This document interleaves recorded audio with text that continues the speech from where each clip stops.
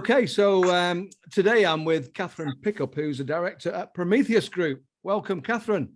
Thank you. Thank you for having me. So do you want to just start off, Catherine, give us a bit of an idea about who your business is and how long you've been going?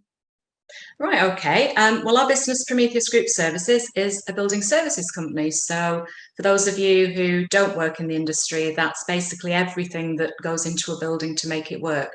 So otherwise we'd all be living and working in an empty shell with no heating, lighting, power, or any of those things that make our lives comfortable. So that's, in a sense, what we do. As part of that, we also work in sort of sustainable technologies, which is obviously something that's very important to pretty much everybody these days. We can work with customers on things like energy efficiency, intelligent buildings. We manage projects.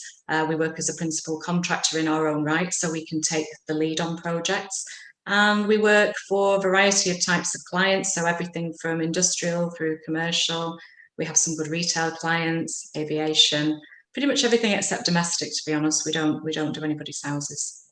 What do you say, Catherine, differentiates Prometheus from other companies in that space? I think, the biggest one is that we quite often work direct for the end user. So a lot of building services companies of our size, particularly, because we are just a modestly sized SME at the end of the day, a lot of those competitive businesses in our market, they will work as a subcontractor.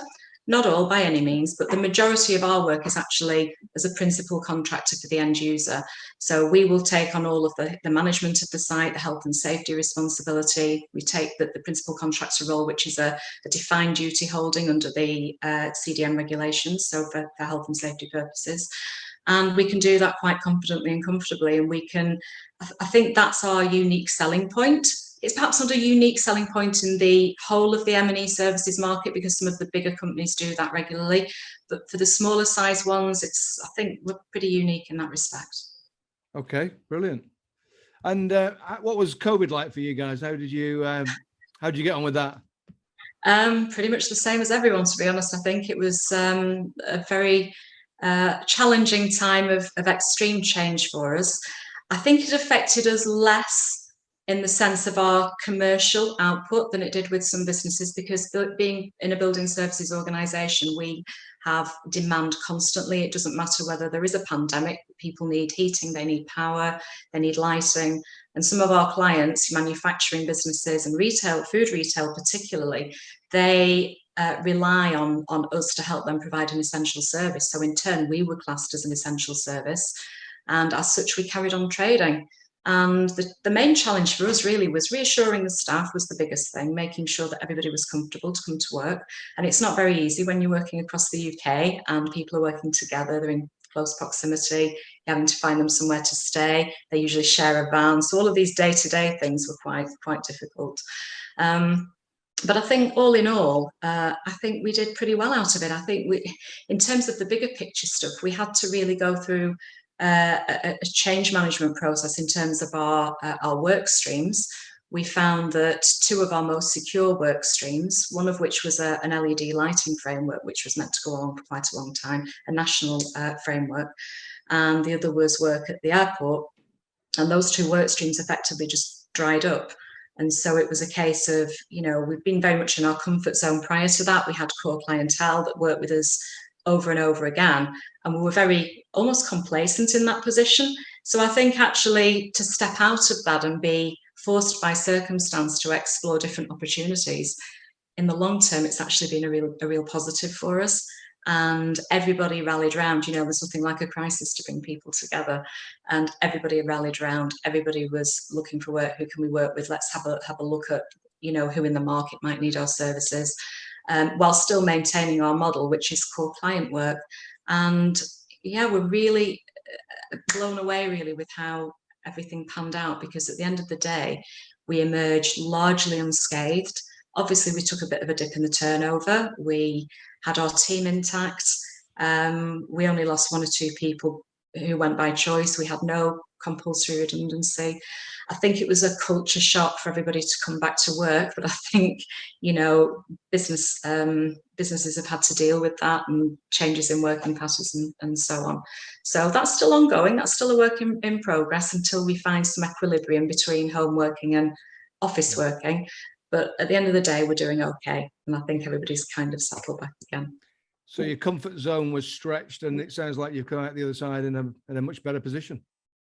To be fair, yes, I really think we have. And don't get me wrong, I think beforehand and before COVID, it's very easy to be comfortable when you've got a lot of work with a small number of clients. It's very, very easy to become to take that for granted, I guess. And it's very easy to perhaps not be tempted to look outside of that.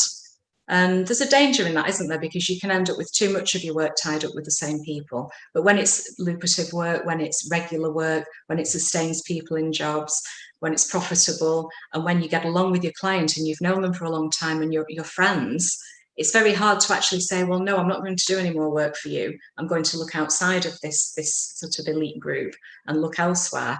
And this has forced us into doing that. So we've still maintained our other clients. In fact, we're really, really pleased that as far as the airport goes, we were a subcontractor on the airport, and actually now we're on a preferred supplier list direct. So been a lot of big changes as a result of COVID, but actually, yes, I'd say we're in a stronger position.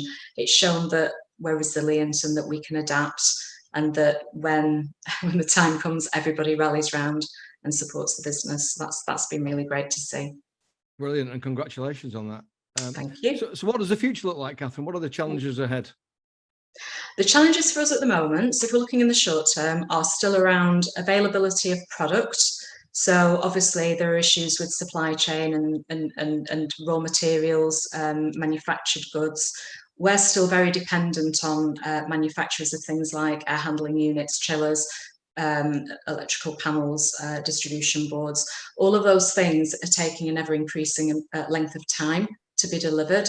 So it's making it very difficult to plan projects. So in the short term, we've got a few glitchy things going on. And obviously, you know, in the whole of the construction industry, we have an aging workforce, we have a lack of people coming through, and there's huge competition out there now for suitable people. So, you know, we've got that battle. But it's a better position to be in now with all of the work that's out there, because my gut feel is that it's busy than it was before. So I think it's just a case that we look ahead. We have some really exciting opportunities with the airport, as I said. We've been accepted onto a framework with Lidl, and that's for some recycling, remodelling of the stores nationally. So that's yet to start. We are carrying on with our core clients that we already have. So people like Marks and Spencer's, we have Selfridges, and a really great new client that came about from the whole COVID situation was Equans. And we work with Equans on a principal contractor basis for Her Majesty's Courts and Tribunal Service. And we've been doing absolutely loads of those, and they're an absolutely fabulous client for us. So that's just it's just growing more and more arms and legs.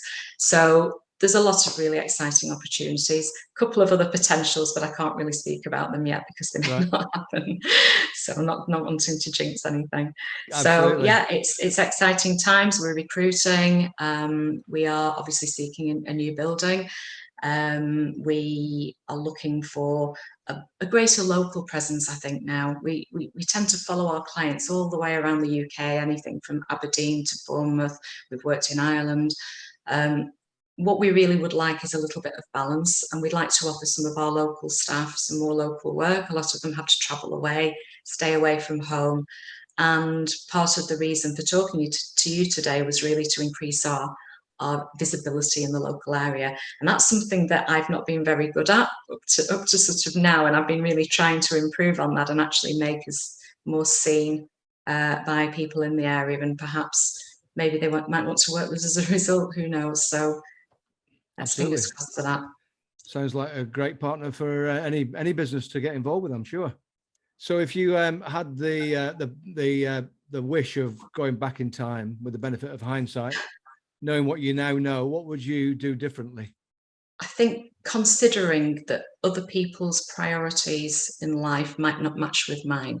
So when you start out in business, you go into business thinking that everybody has the same mindset as you do. And I think people can surprise you, and they can surprise you in a bad way or in a good way. And I think what I've really learned and what I would do differently is not to jump to conclusions about people. When you're starting out in business, make sure that everyone has the same expectations of what they want to achieve and make sure that they're aligned. You know, it's very, very difficult if you embark on this path, which requires so much commitment and effort and energy, and it's such an impact on your life. If you haven't got the same goal in mind at the end, and you haven't determined that at the outset, then it's not going to end well. So I think that's the one thing I would do differently. I'd make sure that at the beginning, everyone was lined up with the same sort of objectives in mind. You can't beat alignment. Great point. You can't, can you? Yeah. All our engineers say that too. Yeah.